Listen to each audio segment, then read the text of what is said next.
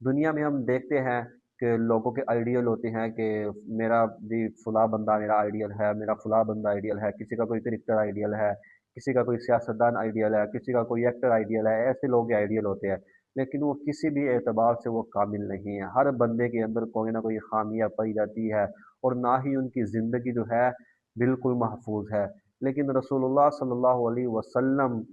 کی زندگی ہر اعتبار سے کامل، رسول اللہ صلی اللہ علیہ وسلم کی سیرت مبارکہ، رسول اللہ صلی اللہ علیہ وسلم کی زندگی کو جس طرح صحابہ کرام نے محفوظ کیا، کسی ایک چیز کو بھی نہیں چھوڑا۔ صحابہ کرام نے رسول اللہ صلی اللہ علیہ وسلم کے جانثار،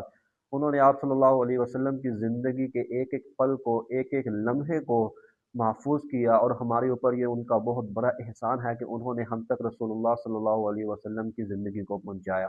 تو آج ہمیں بھی ضرورت ہے کہ ہم رسول اللہ صلی اللہ علیہ وسلم کی زندگی کا مطالعہ کریں، ہم رسول اللہ صلی اللہ علیہ وسلم کی سیرت کا مطالعہ کریں، تاکہ ہمارے اوپر جو مسائل آ رہے ہیں، جو مشکلات آ رہی ہے، وہ مشکلات حل ہو جائے اور ہم ان مسائل سے دور ہو جائیں۔